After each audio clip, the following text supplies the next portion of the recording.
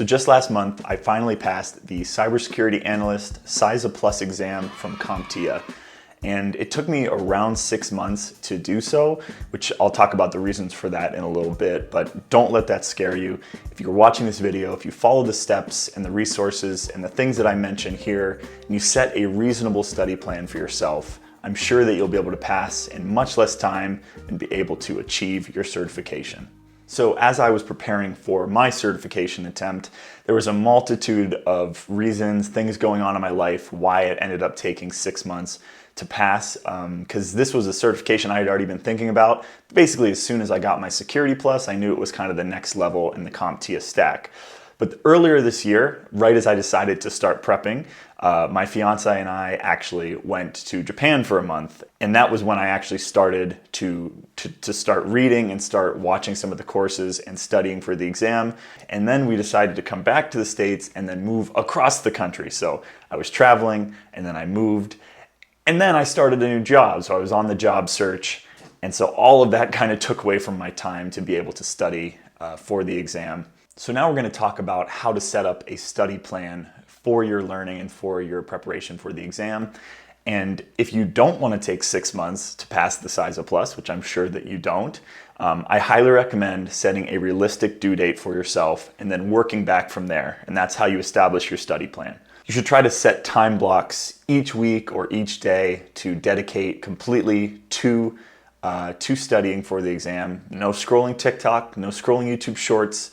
You need to focus on the material and the courses and the books that you're reading to prep. So here's a simple method that I learned from the Josh Madakor, and it's a 3-step method for really learning anything, but I kind of adapted it and took my own way with it and used it for this exam, and I've used it for other certifications as well. So phase 1 is priming, and so this is just finding a good course or however you learn the best. It could be a book, could be a course, and just kind of on autopilot, listening to the material or reading the material, not worrying so much about like taking notes or absorbing it, but really just getting comfortable with it in your brain. And you could even watch it at 1.5 or 1.25 times speed. A lot of times instructors online, they take too long to explain topics like I am right now.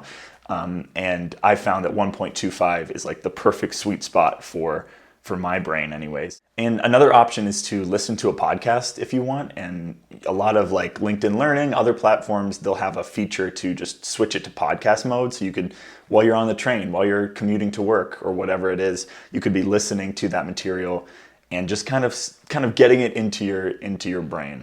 So then phase 2 is the actual learning phase. So this is where I like to start working on something like labs. So usually if you get a book for one of these certifications, like the CySA Plus exam, at the end of each chapter, they'll have a review and then they'll have some practice questions usually, and then some labs that you can perform. Usually it's like setting up a virtual machine or logging into a certain account and looking at threat intelligence reports. That's a lot of what this one had. And then with that, so the more practical element of labs, I also personally like to get a book. So usually I'll start with a course in the priming phase, and the learning phase, I'll get a book. So I have to be a little bit more involved. I have to actually be reading the material and learning it. And I find that helps my brain to retain the information and maybe even take notes. If you're someone who likes to take notes, whether that be on paper or on your computer, this would be the phase to try to remember more of the material. And then the third and final phase before you actually are sitting for the exam is the polishing phase. So this is where you are doing lots of practice exams, reiterating over the content and making sure that you identify blind spots and places that you need to focus on, and you continue to put the reps in basically and do practice exams on those topics. For CompTIA specifically, and any certification really, a good way to identify your weak points is to just go through their exam objectives and say, okay, I know this, I know this, I know this. This area I could work on, and then you find some resources for that area and then continue to do the reps and learn it. So speaking of the exam objectives, so for the CySA Plus exam, there are 4 sections. The first one is security operations, which makes up 33%. So this is your system and network architecture, your different concepts of infrastructure and tools and the techniques that you'd use, threat intelligence and hunting. And then the next section is vulnerability management, which makes up 30%. And this is kind of building out a comprehensive vulnerability management program, from scanning to the different tools you can use and the prioritization of risk and ways to mitigate those risks moving forward. And then the third is incident response management. So the different methodology frameworks like the cyber kill chain, MITRE ATT&CK framework. And then finally is reporting and communication, which makes up 17%. And this is just vulnerability management reporting. So having compliance reports sent to stakeholders, communicating with different teams, reporting on incidents that happen, making sure they get escalated to the correct people, and following up on root cause analysis and lessons learned. So now I want to talk about some study resources that I used and kind of how I approach resources when I'm prepping for certifications. So I always try to use any teacher, tutor, whatever will say, use a diverse set of resources, which I found to be true. I always try to look for one good video course, one good book, and then one set of practice exams, or maybe something more practical like a lab simulator or something like that. And then you can add and subtract for your own situation from there. If you don't absorb books very well, but you love courses, then focus on the courses. I find that I get a little too distracted with courses. My brain goes off into the wilderness. So books are what actually, if I get up in the morning super early and I just start reading, I'm actually able to focus. So that's why I use courses as more of that priming phase, where it's just background chatter, basically learning the material. And really just adapt this to your needs and your situation and what you can afford. I know some resources cost more than others. I highly recommend to look for what might be available for free. I got access to LinkedIn Learning through my Cleveland library card, so my old library card. And many like library systems, public systems give you access to online courses completely for free. And I can leave some links below for some of the ones I've used. Look for those kinds of resources as well and see what is available to you. Or look for sales, look for channels that might be offering a discount on like a Udemy course or something like that, and just keep an eye out for a way to reduce the cost of prepping for your certification. So here are the main resources that I use. So I started off with the Mike Chapple CySA Plus Cert Prep course on LinkedIn Learning. I was able to get access to this through my library card for free. And this was just a great prep kind of with that initial priming phase. And then I moved on to the study guide by Cybex, which is also published by Mike Chapple and another professional. And this was a great one to get a little bit more in the weeds and in depth. I especially liked that they have labs at the end of every chapter, and it helps you set up kind of a VirtualBox, Kali Linux environment, and different labs that you can go through. They do have some practice exam questions as well. And then I moved on to, again, Cybex's practice tests. This is an online, if you buy the ebook, you get an online test bank, which I think is the way to go. Here's an example of it from the actual book, but lots of really good output and kind of really in-depth questions. And as many people would say online, that this is actually more difficult, and I would agree, more difficult than the actual exam questions. So it really gets you prepped well. I also found this Cyber James YouTube channel, and he has kind of these 30-question free practice exam videos that he does, which I thought were really good. A little more simple and easier, but I really did like his videos as well. And he also has a Udemy course, which was free at the time that I got it, but is now $13.99 to buy, and just a couple of practice exams. They're timed. I did like his logs only questions a lot. I felt like they went pretty in depth on log output.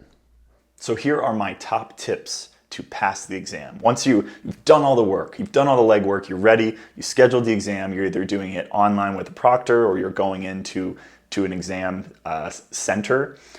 These are my best tips to be focused and to get through the exam as efficiently as possible and to keep yourself from stressing out. So the first thing is to skip all of the performance-based questions, all the ones that make you drag little things across the screen, take way too much time. You skip all those. Usually they're at the front of the course or the exam anyways. You skip all those, go right to the multiple choice and get cracking away at those, finish those out, and then go back to the performance-based questions. Because almost all CompTIA exams are gonna have those performance-based questions, and they just take way too long. Especially this CySA Plus exam, there was a lot of log review and situations that you had to deal with. And And I skipped all those and just went to the multiple choice to get started.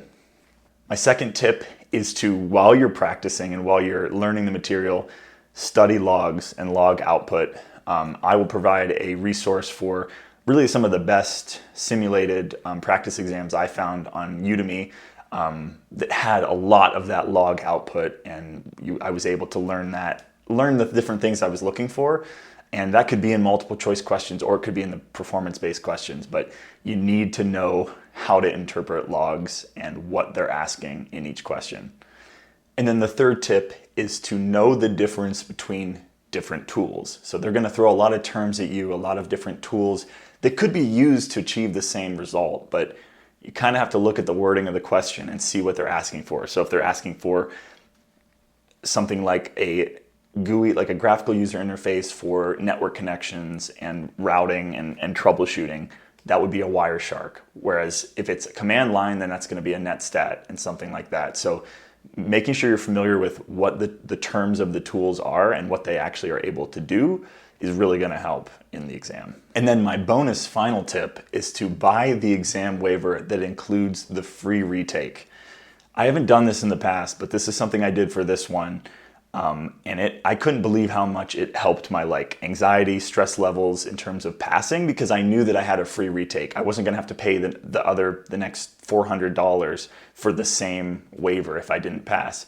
So it really isn't that much more cost to buy the waiver with the free retake.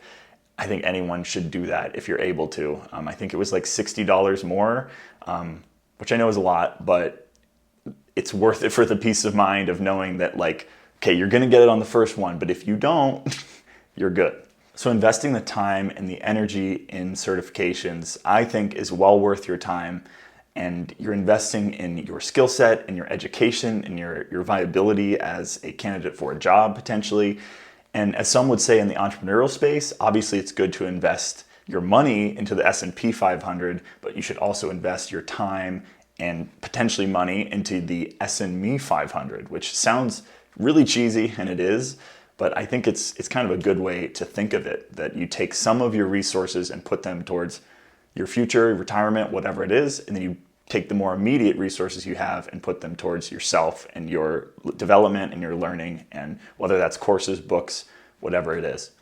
So there you go. If you watch this video and you take your time and set a study plan, I'm sure you'll be able to pass with flying colors, and I'm sure it won't take you 6 months. So try your best to learn the material, get through it, and have some fun along the way, because that's what it's all about. So if you enjoyed the video, be sure to hit like and subscribe, share it with a friend or colleague if you'd like, and leave a comment down below if you're currently prepping for the CySA Plus exam or you've already taken it and passed. I'd love to hear your stories and thoughts down below. Thanks so much for watching. Take care.